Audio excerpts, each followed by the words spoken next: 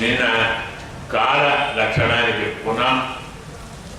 So అనంత అంతగర కాల, అనాది ఆదికృత్ అవ్యయ, జనం జనేన జనయన్, మృత్యున మారయన్ మృత్యున అంతకం. కాలము అనంతం, కానీ అన్నిటికీ అది అంతమును కలిగిస్తుంది. అలాగే కాలము అనాది, దానికి ఆది లేదు. చాలా వాటికి ఆదిని అది ఏర్పరుస్తుంది. బ్రతికే వారిని బ్రతుకుతో బ్రతికిస్తూ, చంపేవాడిని కూడా మృత్యువుతో చంపేస్తుంది. అంటే ఇది మృత్యువుకు మృత్యువు, జన్మకు జన్మ. ఆది తాను లేకుండా అందరికీ కలిగిస్తుంది, తనకు అంతము లేకుండా అందరికీ అంతమును కలిగిస్తుంది.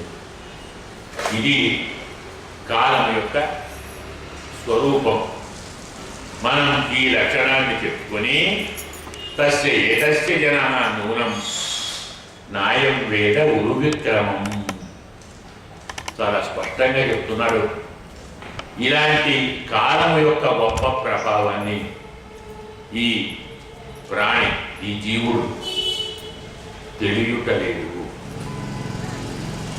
కాల ప్రభావం తెలిసిన వాడెవ్వడు కాలాన్ని వ్యర్థముగా వెళ్ళగుచ్చడు. ఇప్పటికీ మన లోకంలో 190 మంది కాలాన్ని వ్యర్థంగా గడుపుతారు. అసత్ప్రలాపములతో, అసద్వ్యయం అంటారు.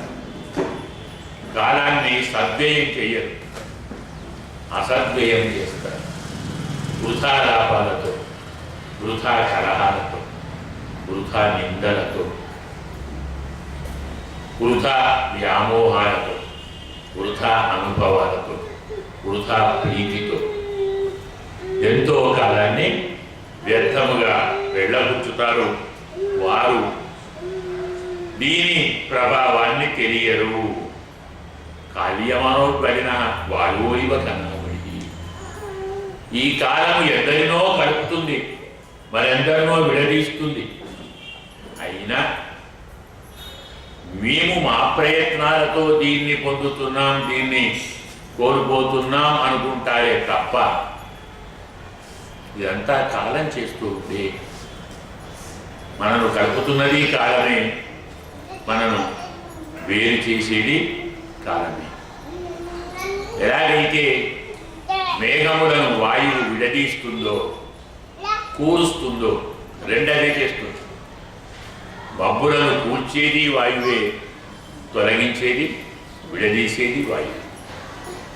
అలాగే సకల పదార్థాలను కలిపేది వాయువే, వేరు చేసేది వాయువే. ఆ విషయం తెలియక వ్యర్థముగా వెళ్ళబుచ్చుతారు. ఈ మానవుడు తనకు సుఖము కావాలని, సుఖమును పొందాలని ఏ ఏ వస్తువులను, అంటే ఈ వస్తువు నాకు సుఖాన్ని కలిగిస్తుంది అనుకొని ఆ వస్తువును సంపాదించటానికి ఎంతో దుఃఖం పొందుతాడు.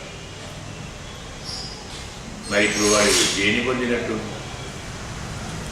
సుఖాన్ని పొందాడా, దుఃఖాన్ని పొందాడా?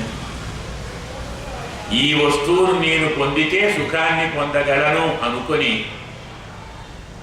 తాను అనుకున్న సుఖాన్ని పొందటానికి కావలసిన ఆ వస్తువును సంపాదించడానికి ఎంత దుఃఖాన్ని పొందుతాడో. మరి ఆయన ఏమందామండి? జ్ఞాని అందామా?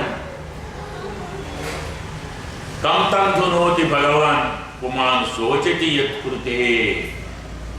మనము దేనికోసం ఎక్కువ ఆశపడతామో పరమాత్మ దాన్ని మనకు దూరం చేస్తాడు.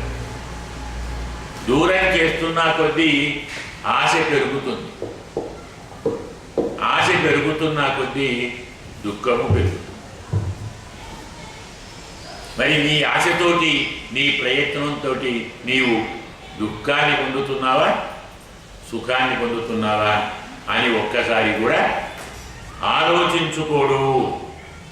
ఎందుకంటే ఈ శరీరము అధ్రువం, అంటే అనిత్యం, అశాశ్వతం. ఒక శరీరమే కాదు, శరీరం కోసం మనం కూర్చుకున్నవి అధ్రువాలే, శరీరం వలన వచ్చినవి అనిత్యాలే. భార్య కానీ, పిల్లలు కానీ, సోదరులు కానీ, ఇల్లు కానీ, వస్తువులు కానీ, కలత్రం, పశువులు, ధనము, ఇవన్నీ అనుబంధాలంట. ఇవన్నీ దేహానుబంధాలు, దేహం కోసం కూర్చుకున్న అనుబంధాలు. ఇందులో ఏది నిత్యం కాదు. ఎలా దేహం నిత్యం కాదో వాడిది దేహమే కదా, అది కూడా నిత్యం కాదు. ధ్రువాణి మన్యతే మోహాత్. ఈ జీవుడు అధ్రువమైన వాటిని ధ్రువం అనుకుంటాడు. అంటాడు కదా, ఈ సృష్టి ఉన్నంత కాలం, ఈ జగత్తున్నంత కాలం నేను నిన్ను విడిచిపెట్టను. విడియట్లో ఉన్నట్టు ఈ జన్మలోనే కాదు, 1000 జన్మలకు నీవే నా భార్యవు కావాలి, ఎంత ప్రేమో. అలాగే నీవే నా భర్త కావాలి, ఇంకా ప్రేమ. నిజంగా ఇది ప్రేమేనా అండి? ఈ ఒక్క జన్మే కాదు, 100 జన్మలు, 1000 జన్మలు నాకు నీవే భర్త కావాలని భార్య అన్నదంటే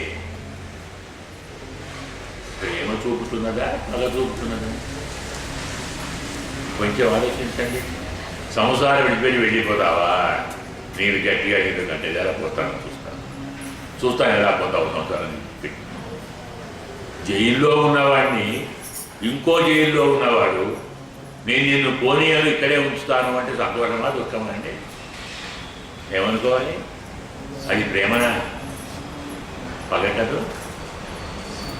పోయి ఉండగలడా, తాను కూర్చుకోగలరా? ఈ అనుబంధం అనేది అనిత్యమైన వాటిని నిత్యముగా భావిస్తుంది.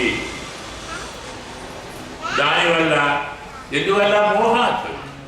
ఇంటిని కానీ, క్షేత్రములు కానీ, ధనములు కానీ ఇవన్నీ న్యాయంగా అనిత్యములు.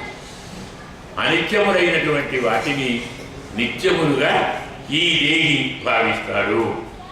అందుకే ఈ సంసారంలో మానవుడు ఏ ఏ జాతిలో చేరుతాడో, ఏ ఏ రూపంలో పుడతాడో వాడికి అదే ఆనందం.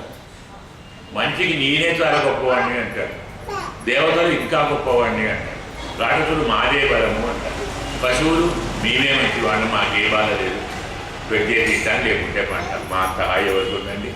ఓ బరువు లేదు, ఓ బాధ్యత లేదు, ఓ ప్రేమ లేదు, వ్యామోహం లేదు, అజ్ఞానము లేదు, జ్ఞానము లేదు, కర్మము లేదు, అకర్మము లేదు.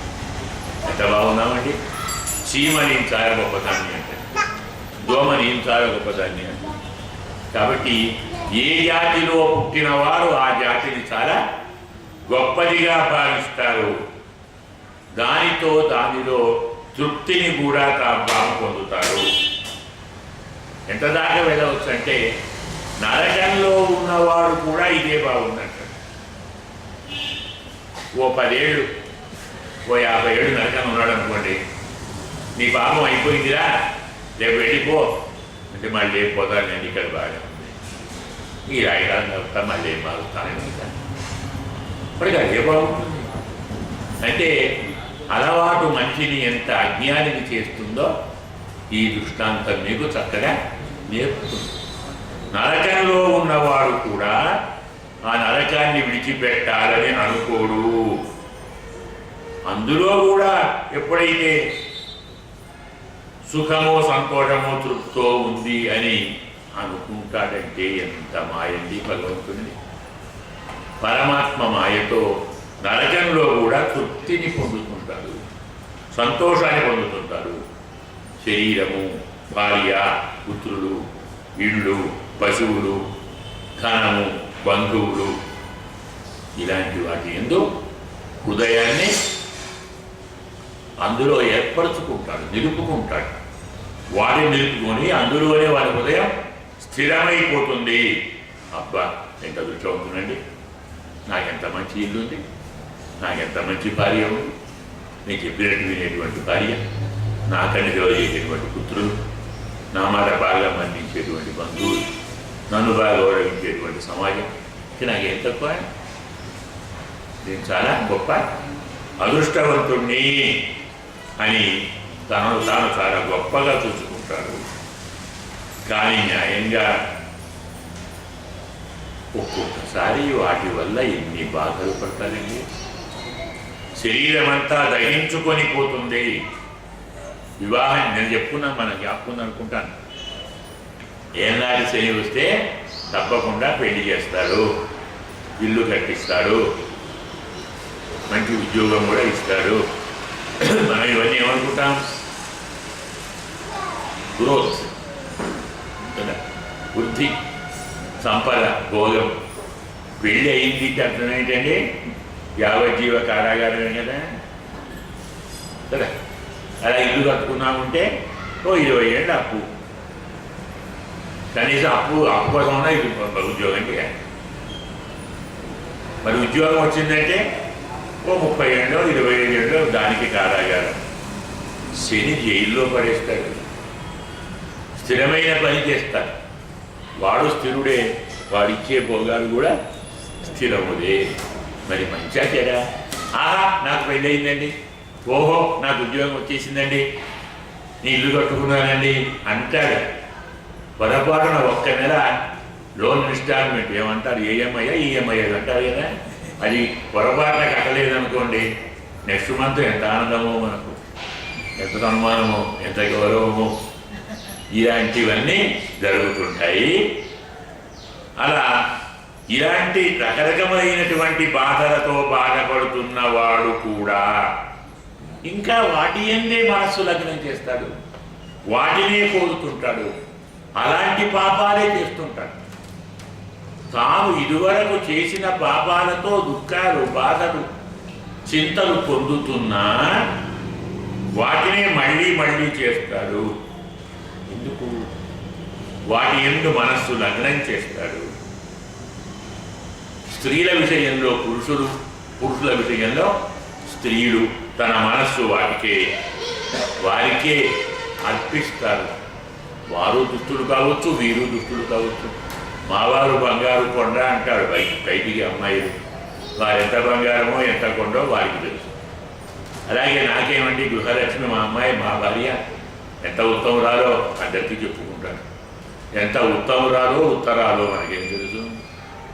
కాబట్టి హృదయాన్ని అలా పెంచుకొని వాటి యందు మనస్సు లగ్నం చేసి అసతులైనటువంటి పత్నుల యొక్క వైభవాన్ని మాయతో ఏర్పడినటువంటి మోహముతో రహస్యంగా మాట్లాడేటువంటి ముద్దు మాటలతో మనసును ఆకర్షించేటువంటి సరస సంభాషణలతో వచ్చి రాని పిల్లల మధురమైన మాటలు చెప్తాడు మనకు పోతాను.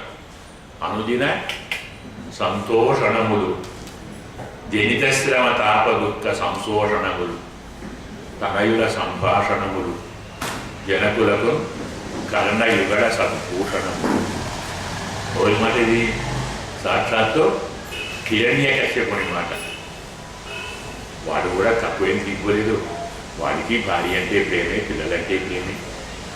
తనయుల సంభాషణములు, జనకులకు కర్ణయుగడ సంభూషణములు.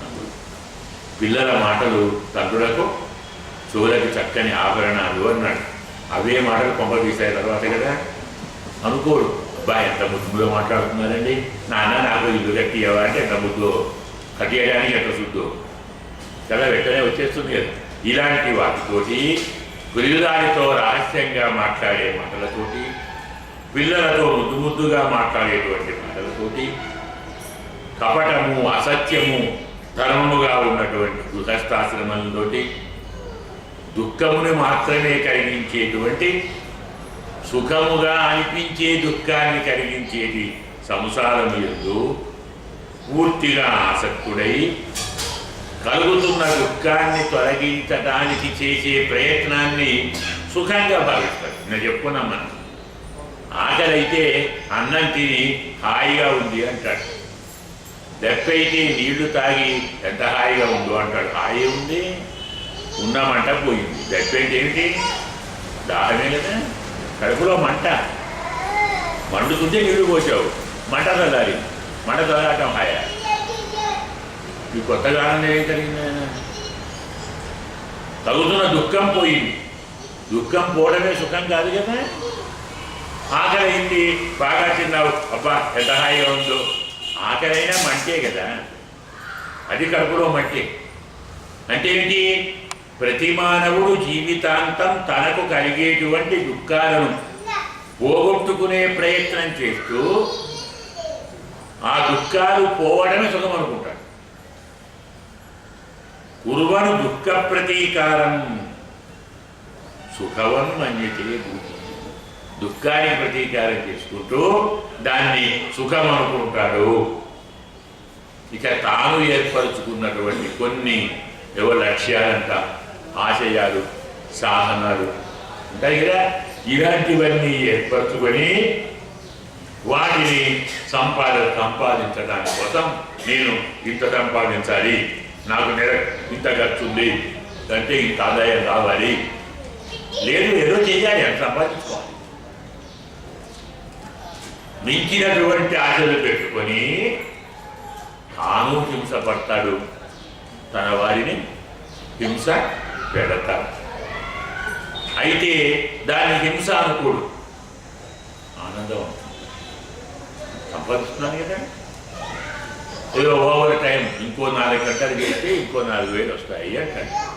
అంటే ఇంకో 4 గంటలు వాళ్ళకి నువ్వు బండే కదా. అతను అనుకున్నావు, అతను కొనుక్కున్నాడా? అవి దొరుకుతున్నాయా?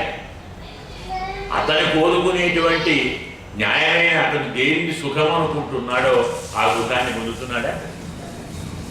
సాయంత్రం 5కో 4కో 6కో 7కో 8కో భార్యతోటి ముచ్చట్లు, పిల్లలతోటి ముచ్చట్లు, అందరు కలిసి భోజనం చేయడం, అలాగే పిల్లలు సరదాగా టీవీ చూడటం, ఇంకేదో చేస్తుంటారు కదా. 10 గంటల ఆఫీసులో ఉంటే ఏ సుఖం వచ్చింది? డబ్బు వచ్చిందండి. దానికోసం ఇవన్నీ ఏమైనా పోయాయి. మరి సుఖమా దుఃఖమా? తాను ఏర్పరచుకున్న ఆశయాలతో దానికోసం తాను అనుకున్నటువంటి ధన సంపాదనకు తాను పొందేటువంటి కష్టాన్ని కూడా సుఖమని భావిస్తాడు. తనను తాను హింసించుకుంటాడు, తన వారిని కూడా హింసిస్తాడు. ఇదంతా ఎందుకు అంటే వారిని పోషించడానికి, తనకిష్టమైన వారిని పోషించడానికి కదా. పిల్లలు అంటే చాలా ఇష్టలు, మొదలు వాళ్ళకి పెట్టు, తర్వాత మనం తిందామంటాడు. న్యాయంగా ఎవరి ముందు తినాలి? ఎవరు తినగా మిగిలింది ఎవరు తినాలి? ఇప్పుడు ఆలోచించరా? ధర్మశాస్త్రం ప్రకారం రోగిష్ఠులకు ముందు పెట్టాలి, భిక్షుకులకు పెట్టాలి, ఇంకెవరైనా వస్తే వారికి పెట్టాలి, తర్వాత పిల్లలకు పెట్టాలి, తర్వాత భార్యకి పెట్టాలి, తర్వాత తాను. ఇది మన ధర్మశాస్త్రం. లక్షణం కరెక్టే, కానీ ఎందుకలా చెప్పాడు? వీడు బతికేది వాడకూడమే కాదు. కానీ న్యాయంగా జరుగుతున్నది ఏంటి? వారందరూ తిన్న తర్వాత తాను తింటున్నాడంటే తాను ఏం తింటున్నాడు?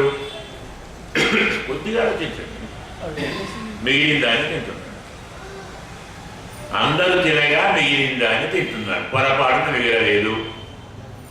వాళ్ళు తిన్నారు కదా, నేను తిన్నట్టే, ఇదో ఆత్మవంచన, తిన్నట్టేనా? మనపూర్వకంగా అన్నాడా? పైకి అన్నాడా? కోపడితే బాగుంది కదా, బాధపడితే బాగుంది కదా, పిల్లలు తిన్నారు కదా, మనం తిన్నట్టే, రేపు పడుకుందాం. ఎవరి కోసం త్యాగం చేస్తున్నావు? ఎవరి కోసం భావాన్ని దాచుకుంటున్నావు? ఉష్ణాది ఏషాం కోశేన శేషకు యాతి అధస్వయం. వారందరూ తినగా మిగిలిన దాన్ని తిన్న వీడు అధోలోకానికి పోతాడు, తాను ఉత్తమ లోకాలకు పోడు.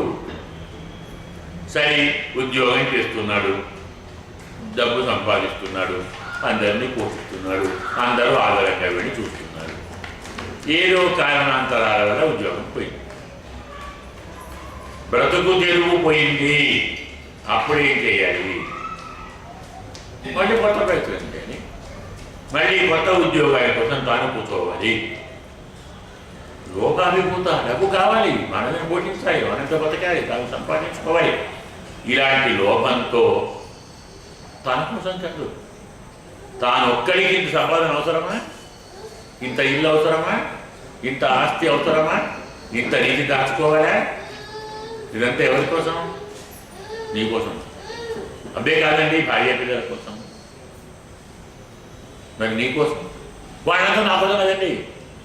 ఇంకో ఆత్మవంచన, భార్య పిల్లలు నా కోసమే కదా, భయం వాళ్ళంతా నా వాళ్ళు కదా.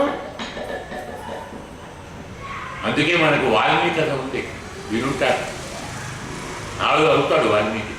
ఎలా నాన్న, దొంగతనం చేస్తున్నావు, దారి దోపిడీ చేస్తున్నావు, పాపం కదరా.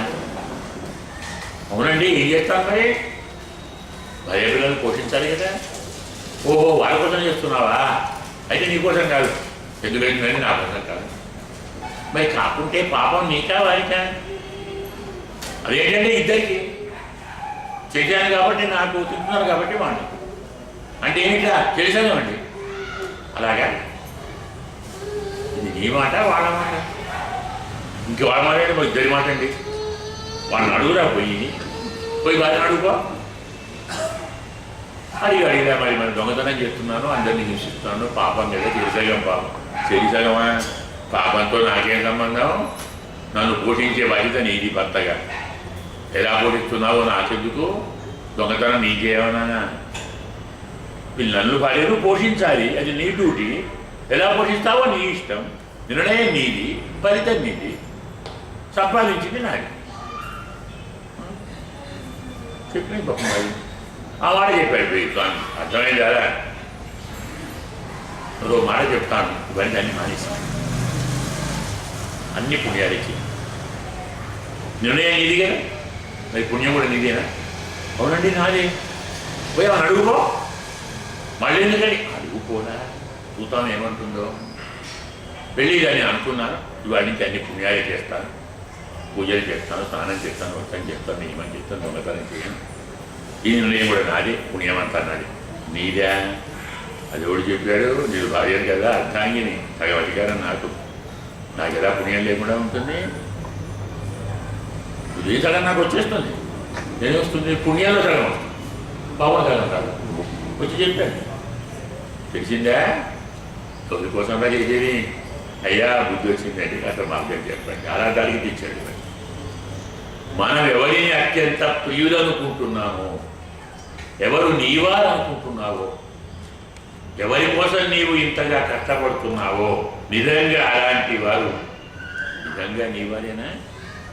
నిజంగా నీకోసమేనా? అలాంటి కుటుంబాన్ని పోషించాలనుకుంటున్నావా?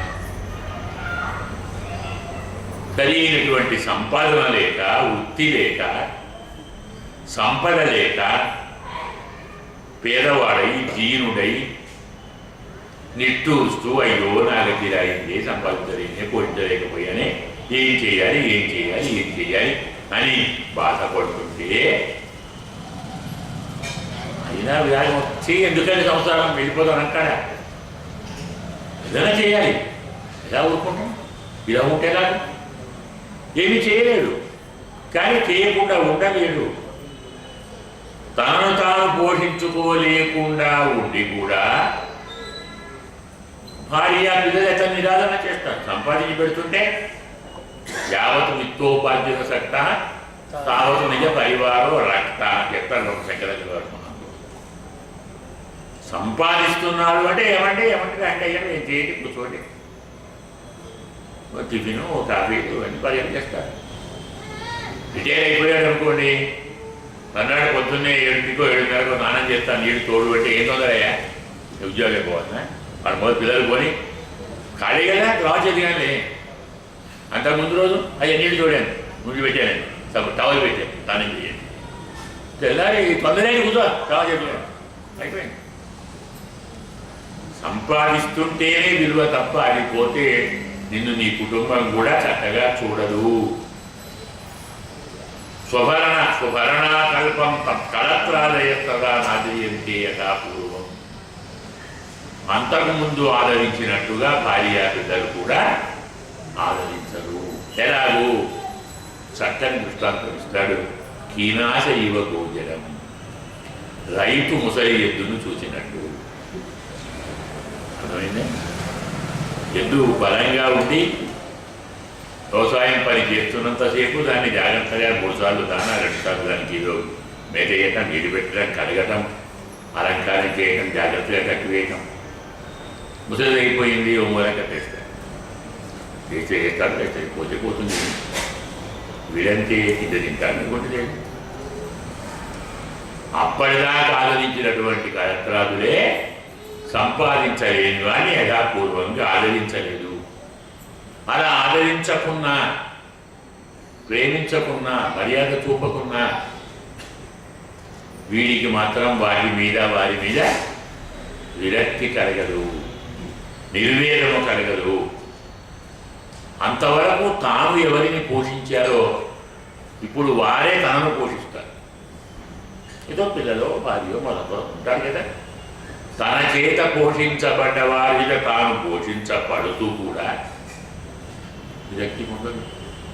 వృద్ధాప్యం వచ్చేసింది, వైరూప్యం వచ్చేసింది, మరణానికి దగ్గరగా ఉంటాడు.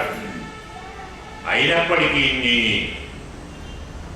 ఆ మహానుభావుడు ఎందులోనూ విరక్తి పొందక అలాగే ముడకు పడుకుంటాడు.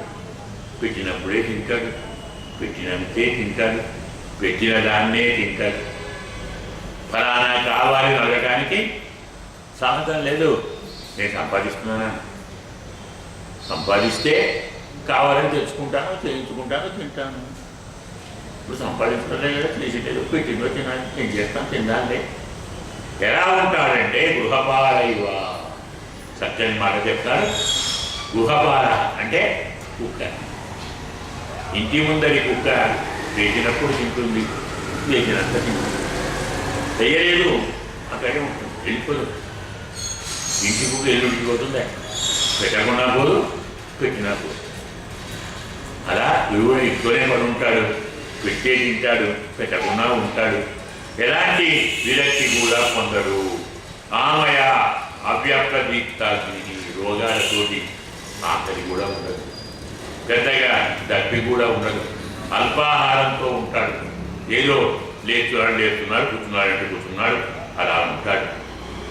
వాయువు మొత్తం హృదయాన్ని ఇబ్బంది పెడది. మనం గ్యాస్ అంటున్నాం కదా, ఇలాంటి బాధతో తాను బాధపడుతూ, కఫము అడ్డుపడుతూ ఉంటే, కాస, శ్వాస, దగ్గు, ఆయాసము ఇలాంటి వాటితో బాధపడుతూ మరణకాలంలో అంటే గురగుర అయింది. గొంతులో మనం గురక అంటాం కదా, అది కాస్త వచ్చేస్తుంది. చేయాన పడుకొని ఉంటాడు. ఎప్పుడు రోగగ్రస్తుడై అవసాన దశ వచ్చి పడుకొని ఉన్నవాడి చుట్టూ బంధువులు చేరుతారు. వారు ఏం మాట్లాడుతున్నారో వీడికి అర్థం కాదు, వీడేమంటున్నాడో వాళ్ళకు అర్థం కాదు. అయినా వీడు మాట్లాడకుండా ఊరుకోడు, వాళ్ళు మాట్లాడించకుండా ఊరుకోడు. మనకు అందుకే స్కాందంలో చెప్తారు చమత్కారంగా మాట, అంతకాలంలో పరమాత్మను స్మరిస్తే మోక్షం వస్తుంది అని శాస్త్రం. చెవిలో నారాయణ నారాయణ నారాయణ నామాన్ని వినిపిస్తారు మనకు. అందుకే కాశీ మరణానుముక్తికి శాస్త్రము. కాశీలో మరణిస్తే తప్పకుండా మోక్షం. ఎందుకు వస్తుంది మోక్షం? నేటి కారణం, కాశీలో మరణించిన వాడు కుడి చెవి పైకి పెట్టి మరణిస్తాడు. అది పశువు కానీ, పక్షి కానీ, మనిషి కానీ. సాక్షాత్తు గురువు అయినటువంటి శంకరుడే వచ్చి రామతార్వరేణి చేస్తాడు. సాక్షాత్తు స్వయంతో అహం స్వయం చెప్తాడు. అహం స్వయం తథా గౌరీ రామతారకముచివా యస్య దక్షిణ కర్ణదేశే మృతస్య ఆసు నిస్సంశయం. చనిపోతున్న వాడికి కుడి చెవిలో నేనే రామతారకాన్ని చెప్తాను. అందుకే ఇక్కడ చనిపోయిన వారందరూ తప్పకుండా మోక్షానికి పోతారు. అదే మనకు కాశీ మరణాత్ ముక్తి అని శాస్త్రం చెప్పారు. అలాగే ఈ చనిపోతున్న వాడికి ఏదో రామో, కృష్ణో, నారాయణో అందాలని కొబ్బరి చూపో, కొబ్బరి చూపో, పెదవులు కలిగిపో లేడు, మాట్లాడలేడు. గురుగురు ఇంకేం మాట్లాడతాడు కదా. కనీసం సగమన్నా బాగుంటుంది, నారాయణ నారాయణ బాగుంటుంది అని కొబ్బరి నార చూపుతారు. వాడు దాన్ని పీచు అంటాడు. నారాయణ అననివ్వడు కదా. బుద్ధియోగంతం ఏనమ్మా ఉపయోగించి నన్ను చేరే బుద్ధి నేనిస్తాను, వాడికి వస్తుందా? పరమాత్మ ఇవ్వకుంటే బుద్ధి రాదు. కాబట్టి ఏం మాట్లాడుతున్నాడో తెలియదు, వీరు ఏం మాట్లాడుతున్నారో వాడికి తెలియదు. కాలపాశభక్తుడై చుట్టూ తరవాళ్ళు చేరి బాధపడుతుంటారు. ఏం బాధపడుతుంటారు తెలుసా? ఇందులో చెప్పలేదు, అందులో చెప్తాడు. పద్మపురాణ పద్మంలో చెప్తాడు. ఇంకెంతగా ఉంటాడు, ఇలా పడి తగ్గ తగ్గి బతికి త్వరగా పోతే పరమానం చేసుకుంటాం కదా. ఇప్పుడు పోతాడా వీడు అనేవాళ్ళు కొందరు, త్వరగా పోతే బాగుంటుంది మరి కొందరు. ఎలాగైనా పోయేవాడంటే ఇంకెందుకు వాడికి బాగా ఇలా ఉండి బాధపడటం కంటే పోతేనే మంచిది కదా. ఆయాసం వాడికుండదు మనకుండదు కదా. ఇప్పుడంటే ఏం కోరుతున్నట్టు? అప్పటిదాకా ఏం కోరారు? ఇలాంటి వారితో నరాలు కలిసి ఉండేది, ఇలాంటి వారి కోసమా కలిసి ఉండేది. ఈ రీతిలో నీవు వాక్యమానోపి నప్పుడుకే నరపాశంలో పడి పలకరించిన నీవు మాట్లాడలేవు. ఇలా కుటుంబ భరణంలో మునిగిపోయి ఇంద్రియాలను జయించలేక మ్రియతే, ఆయుష్యం పరిపూర్ణమైన తర్వాత మరణిస్తాడు. స్వానాముడు వేదనయా అస్తది, తనవారి బాధతోటి తనవారి ఏడ్పుతోటి ఉన్న బుద్ధి కాస్త నశించిన వాడై మరణిస్తాడు. మరణించిన వెంటనే వీరిలాంటి వారి అక్కడ రెడీ ఉన్నారు. ఎవరు? ఇంట్లో ఉన్న లాంటి వారే యమదూతలు. ఇక్కడ వీళ్ళు అక్కడ వాళ్ళు తేడా అంతే. వీళ్ళు సుఖం పెడుతున్నారు అనుకొని ఈ వీళ్ళు పాశాలతోటే బంధిస్తారు, వాళ్ళు పాశాలతోటే బంధిస్తారు. పాశాలకు పేరు వేరు కదా, స్వరూపం ఒకటే. అలాంటి యమదూతలు వచ్చి వారు సరభశేక్షణ కోపంగా చూస్తుంటారు. దొరికావురా ఇప్పుడు, ఇన్ని పాపాలు చేస్తావా కదా, సంగతి చూద్దాం అని వారు తీసుకుని పోవటానికి వస్తే ప్రాణం పోకముందే వస్తారట వారు. వారిని చూచి భయపడి ఆ భయానికి ప్రాణపోతారు. అందుకే అయ్యో ఏం లాభం అండి, మా వాడికి పెద్ద మనిషి అయిపోయాడండి, ఎప్పుడు వాడు ఎప్పుడు పోతాడండి, అన్ని బట్టల్లో అవుతున్నాయండి అంటుంటుంది. ప్రేమ పడుతున్నావా, బాధపడుతున్నావా, సంతోషపడుతున్నావా, ఏం చేస్తున్నావా నువ్వు? అన్ని బట్టల్లో అవుతున్నాయి అంటే అతను తెలుసా వాడిని కనపడ్డారు అని. వదులుతారు కనపడ్డారు. ఆ భయంతో మలమూత్రాలను బట్టల్లోనే పోతారు. దానికి అర్థం అదే మనం చేత కాదు, దేవలేడు, తెలియదు అనుకుంటా. తెలియదు కాదు, ఉన్న భయం పుట్టి రెడీ ఉన్నాయి వదులుతారు. ఇక్కడ ఎప్పటిదాకా ఉన్నారు అక్కడికి వచ్చి వాళ్ళ భయంతో చెగున్మూత్రం విముంచతి, మలమూత్రాలను వెంటనే విడిచిపెడతారు. యాతనా దేహాన్ని యమదూతలు కాలపాశంతో కంఠంలో వేసి బంధించి చాలా దూరం తీసుకొని వెళతారు. తెలుసా ఎక్కడుందో? నరకలోకి ఎక్కడ తెలుసా? ఎక్కడుంది? పైన ఉందా, కింద ఉందా? దాన్ని అధోలోకం అంటారు. కింద ఉంది. భూమికి నీటికి రెంటి ఆవరణాల మధ్యలో ఉంది. ఒక 90,000 యోజనాలు ఒక పాఠం, 9 లక్షల యోజనాలు రెండో పాఠం. ఈ 90,000 యోజనాల దూరం పాపం కొద్దిగా చేస్తే 2.5 గడియల్లో పోవాలి, అంటే గంటలో పోవాలి. పాపం బాగా చేస్తే 30 గంటలో పోవాలి. వేగంగా పరిగెత్తేలా చేస్తారు.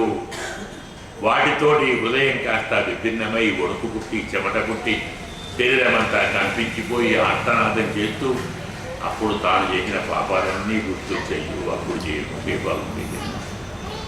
నిజంగా అప్పుడు నేను పాపాలు చేయకుండా ఉంటే వీళ్ళు రారు కదా, వాళ్ళు వేరే వాళ్ళు దేవుడు వచ్చేవారు కదా, నన్ను ఎంత మర్యాదగా తీసుకొని పోయేవారు కదా. అయ్యో కొద్దిగా ఆశపడి ఎంత తప్పు చేశాను. ఇప్పుడు ఇన్ని బాధలు నేను పడవలసి వస్తున్నది. క్షుత్రుత్పరీత, ఆకలి అవుతుంటుంది, టట్టు వస్తుంది, ఎండ కాస్తూ ఉంది, చలి పెడుతూ ఉంది, దవాది వస్తుంది, ప్రతీకారమే లేదు. ఆకలైతే అన్నం పెట్టరు, ఎప్పైతే నీళ్లు పోయారు, అగ్గి వస్తే నీళ్ళతోది విడకు తీసుకొని రారు. ఇలాంటి వాడితో తాపం అనుభవిస్తూ ఆ నరక మార్గంలో తప్తవాలుకే కాలుతున్న ఇసుకలో నడవాలి. నరక మార్గం ఎలా ఉంటుంది? ఇసుకంతా బాగా వేయించి పోస్తారు, చల్లగా ఉంటుంది కదా, అందులో నడవాలి. అది దాటగానే అసిపత్ర వనం అంటారు. అంటే ఇంత చురకత్తులు అంటాం, ఇంత చిన్న చిన్న కత్తులు ఉంటాయి, అవన్నీ పరిచి ఉంటాయి. వాటి మీదే కాళ్ళు పెట్టుకుని ప్రశాంతంగా మెత్తగా గుచ్చుకుంటుంటే పోవాలన్నమాట. ఎంత హాయో!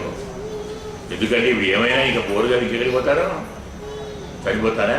చనిపోయారు, మళ్ళీ చావాలి కదా. ఎన్ని బాధలు వచ్చినా అనుభవించరా. అందుకే చావు ఉంటే మేలు కదా, చావు లేదు, బాధ అనుభవించాలి. దేవతలకు అమృతం ఇస్తే స్వామి అందరూ దేవతా పక్షపాతి అన్నారు.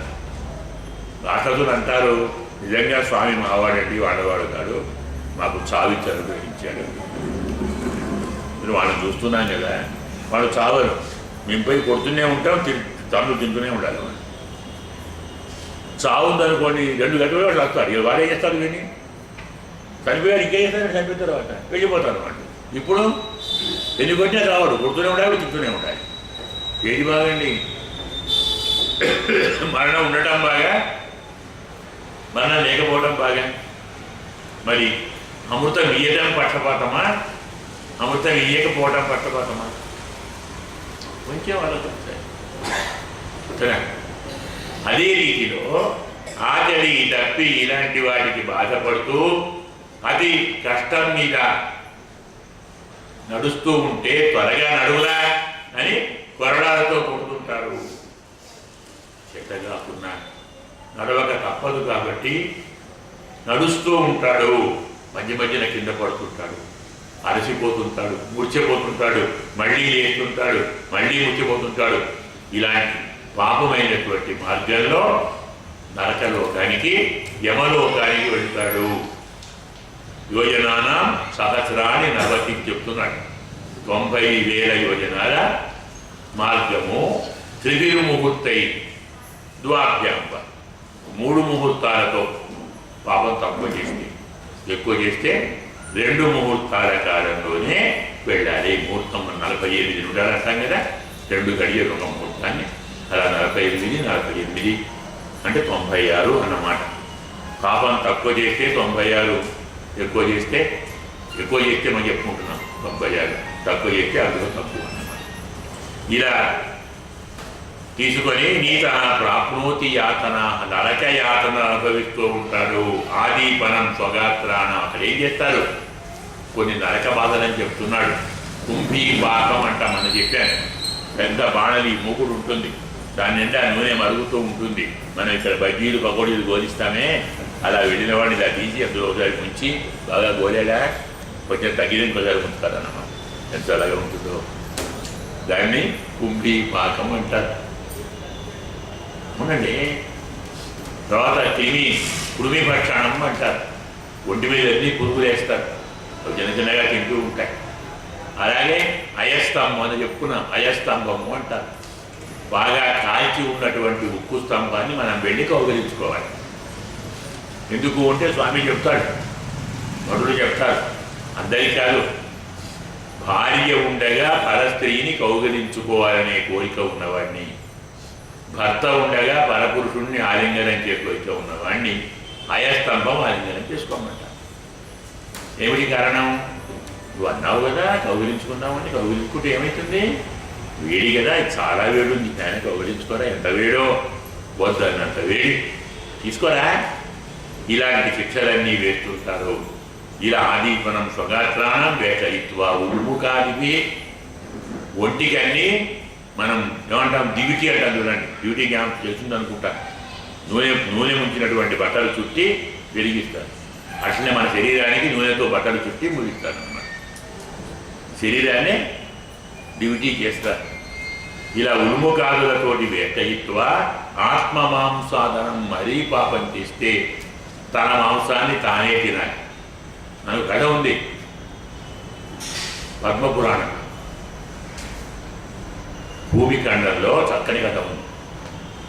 దంపతులు, మహారాజు గారు చాలా ధర్మాలు చాలా పుణ్యాలు చేశాడు, అన్ని పుణ్యాలు చేస్తాడు. ఎన్ని యజ్ఞాలు చేశాడు చెప్పుకోలేని యజ్ఞాలు చేశాడు, దక్షిణలు బాగా ఇచ్చాడు, అన్నీ బాగున్నాయి. కానీ వాళ్ళకు దుర్గుణం ఏంటంటే అన్నం పెట్టు, అన్నదానం లేదు. ఇంకెందుకంటే అన్నదానం అంత యజ్ఞంలో అనిపిస్తే ఇచ్చాం కదా, ఇటుకులకు దక్షిణలు వస్తారు ఇచ్చాం కదా, అన్నమెందుకు వాళ్ళు ఉడుకుతాను తెలియరా? ఇంకా అన్నం కూడా పెట్టాలా? ఇన్ని లక్షలు కోట్లు ఖర్చు పెట్టిన వాడు అన్నం మాత్రం పెట్టలేదు. సరే చనిపోయాడు ఇద్దరు దంపతులు, వైకుంఠం పోయాడు. పుణ్యం చేశాడు. వైకుంఠం పోతే ఒక్క మేళ లేదు, ఒక్క మిద్దె లేదు, ఒక చెట్టు లేదు, ఒక పుట్ట లేదు, ఒక సరస్సు లేదు, ఏం కనపడడం లేదు. వైకుంఠానికే పోయాడు. స్వామి కనపడాడు, దేవతలు లేరు, నిత్యులు లేరు, సూర్యులు లేరు, ఎవ్వరు లేరు. తిరుగుతున్నారు తిరుగుతున్నారు తిరుగుతున్నారు. కొంచెం తిరగల ఆకలి దప్పి ఏం లేదు, చెట్టు లేదు, పుట్ట లేదు, పండు లేదు, కాయ లేదు, నీళ్ళు లేవు. ఎంత వైకుంఠం ఇట్లా ఉంటుందా? ఇంత వర్ణించారు బ్రహ్మాండంగా. అమృతం ఉంటుంది, అవి ఉంటాయి, ఇవి ఉంటాయి, పదాలు ఉంటాయి, ఇంకోటి ఉంటాయి, మరకటాలు, మాణిక్యాలు, తేనెలు, వానలు ఏమైనా ఉంటాయి. ఇట్లా ఉండి వైకుంఠం అలా చూస్తుంటే ఒక ఆశ్రమం కనబడి ఒక ఋషి ఉన్నాడు. అమ్మ దొరికాడు రా అని పోయి నమస్కారం అండి, నాయన ఏమి చేసేనా? ఏంటండి వింత, వైకుంఠంలో కూడా ఆకలి ఏంటండి? ఇక్కడ ఆకలి తప్పులు ఉండవు కదా వైకుంఠంలో, ఇక్కడ ఆకలి ఏంటి? అయింది ఇందని ఒక్కళ్ళు ఏమండి పెట్టేవాడు? ఉడిపించోడా? వైకుంఠం వచ్చినాక అన్నం ఎందుకురా? ఇంకా ఉడినా కూర్చోవు కదా, ఇంకా అన్నం ఎందుకు? పని అయిపోయింది కదా, ఇంకా అన్నంతో ఏం పని? అవునండి ఇక్కడ ఆకలి కావడం ఏంటి? ఈ మూడు అన్నం పెట్టలేదు ఎవరికైనా, అందుకే ఆకలి. నేను అన్నం పెట్టకుంటే నాకు ఆకలి అయింది, అన్నం వాళ్ళకి పెట్టకుంటే. మరి వైకుంఠంలో వాళ్ళే నువ్వు కదరా. అవునండి, మరి ఎలాగండి?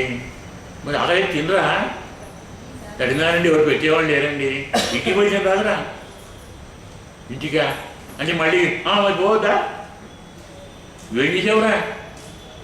యజ్ఞానికి పిలిచావు వాళ్ళను, యజ్ఞం చేయించుకున్నావు, పోయి తిందా? మళ్ళీ పోయి తినమన్నావు కదా, పోయి ఇంటికి పోయి తింటరా.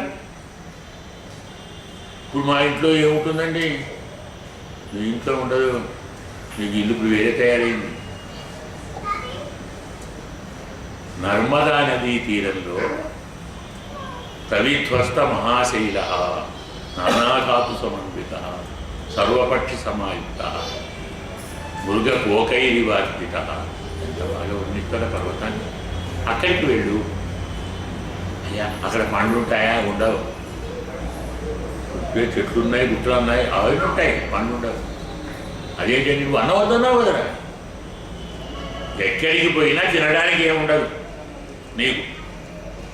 నువ్వు ఎవరికి పెట్టలేదు కదా. నువ్వేమన్నావు? యజ్ఞం చేయించాము, దక్షిణ ఇచ్చాము, వస్త్రాలు ఇచ్చాము, ఆభరణాలు ఇచ్చాను, రత్నాలు ఇచ్చాను, మడుపు ఇచ్చాను, ఇంకా అన్నం ఎందుకు అన్నావు కదా.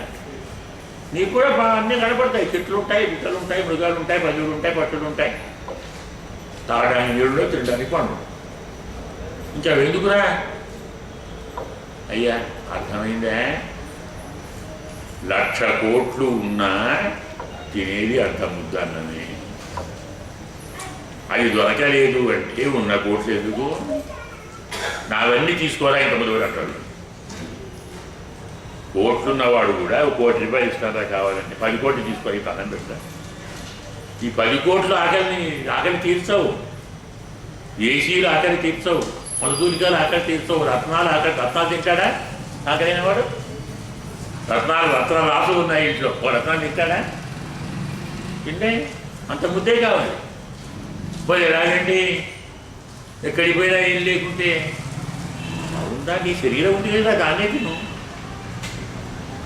పొసకు వాళ్ళిద్దరూ వారి మాంసాన్నే వారు తింటారు. అలా ప్రతిరోజు కొత్త కొత్త అనుమానం దాన్ని చూసుకుంటూ ఉంటారు. అలా కొన్ని ఏళ్ళు ఉన్నారు. చిలుక చూస్తుంది వాడిద్దరిని, ఎంత రాజులాగా ఉన్నాడు, మంచివాడు ఉన్నాడు, చాలా పుణ్యాలు చేసినట్టు ఉన్నాడు, ఎందుకు ఇలా ఉన్నాడు, పోయి తండ్రి నవ్వుతాడు. వాడు ఫలానా రాజులా ఇలా చేశాడు. వాడు ఎలాగూ ఏమీ లేదు. ఏకాదశి మహాత్మ్యం, ద్వాదశి భోజన పాలన విధి, ఆ రెండు వినిపించు అడగమాట. చిలుక వెళ్ళి చెప్తుంది, వాడు చిలుక పిల్ల. వాడు అంటాడు, నేను రాజును అనుకున్నాను, నేను దాతను అనుకున్నాను, నేను జ్ఞానిని అనుకున్నాను, చివరికి నా బతుకు ఒక్క చిలుక పిల్ల దయదలిస్తే నాకు మోసం వచ్చింది. కాబట్టి ఏ ప్రాణిలో ఏముందో ఎవరినీ చులకన చేయకూడదు. ఎన్ని దానాలు ఇచ్చినా, ఎన్ని ధర్మాలు ఇచ్చినా, ఎన్ని వ్రతాలు చేసినా అంత అన్నం పెట్టకుంటే అవన్నీ వ్యర్థములే. వాడు ఇంటికి వెళుతున్నాడంటే అన్నం పెట్టి పంపించాడు. కడుపు నిండిందా అడుగు. మనకి ఇప్పుడు లేదు కానీ పాత రోజుల్లో పురాణం చెప్తున్నారు అంటే ఎన్ని రోజులు పురాణం చెప్తే మొదలు అన్ని రోజులు కుటుంబానికి అయ్యే సామగ్రి ఇంటికి పంపాలి. ఆ రోజుల్లో ఊళ్ళలో వానికి వేరే సంపాదన లేదు, పురాణ కోసం వేరే ఉద్యోగం సంపాదన ఏమి ఉండదు. మనకు అన్నీ ఉన్నాయి. 5 రోజులు వాళ్ళ ఫస్ట్ నియమం, అయ్యా 40 రోజులా 20 రోజులా 20 రోజులు మీ సామగ్రి నీకు పోయినంత సామగ్రిని పంపిస్తున్నాం. ఇంటికి పంపించి మళ్ళీ రోజు వెళ్ళి, అయ్యా నెయ్యి ఉందా, పెరుగు ఉందా, రోజు పాలు పెరుగు నెయ్యి ఇంటికి పంపాలి. పురాణం చెప్పేవాడు ఎంత చక్కని భోజనం చేసి, అబ్బా భోజనం బాగుంది, వాడు అన్నదాత బాగుండాలి అనుకుంటూ వచ్చి పురాణం చెప్తే అన్నదాతే కాదు వినవాళ్ళు బాగుంటారు. అయితే ఈ తృప్తి అన్నం కోసం కాదు, వాడు తినేది భాగవత అక్షరాన్నం, అది గమనించాలి. ఈ అన్నం కాదు, భాగవత అక్షరాన్నం. అన్నిటికంటే గొప్పదైంది అన్నదానం, చాలా ప్రశస్తం. అది వీడికి ఇప్పుడు లేదు కదా. అది ఎంతో చెప్పాను, ఆత్మమాంసాదనం, తన మాంసాన్ని తాను తినుకుంటూ, అది కూడా స్వకృత్తంగా పరకృత్తంగా. ఎంత ఘోష, ఎంత క్షోభ అంటే తన మాంసాన్ని తానే నరుక్కొని కోసుకొని తానే తినాలి. చెడ్డ కాకుండా ఇతరు తిని వాడికి తినాలి, నువ్వు కోసి పెట్టరా. తన మాంసాన్ని వాడు కోసి వీడికి పెడితే వీడి తినాలి. ఎంత బాగుంటుందండి. అవన్నీ జ్ఞాపకం వస్తే పాపాలు చేయాలనిపిస్తుందే. అప్పుడు అనుకుంటాం, అయ్యో ఎందుకు చేశానో తెలియక చేశానే, ఇలా నేను బాధపడ్డానే. ఇలా ఆత్మమాంసాదనం క్వాపి స్వకృత్తం ఫలతోపివా. మనిషి ఉండగా కొన్ని పక్షులు వస్తాయి, గద్దలు, కాకులు, రాబద్దులు. వాడు బతికే ఉన్నాడంటే ఆ శరీరం లేనివాడికి వాడిని తన ముక్కుతో పొడిచి వాడి పేగులు బయటికి తీసి దాన్ని తింటుంటాయి. ఒక పేగులే కాదు, రకరకాల అవయవాలను పొడిచి తింటుంటాయి. దానికి మన దృష్టాంతంలో గరుడ పురాణం చెప్తుంది.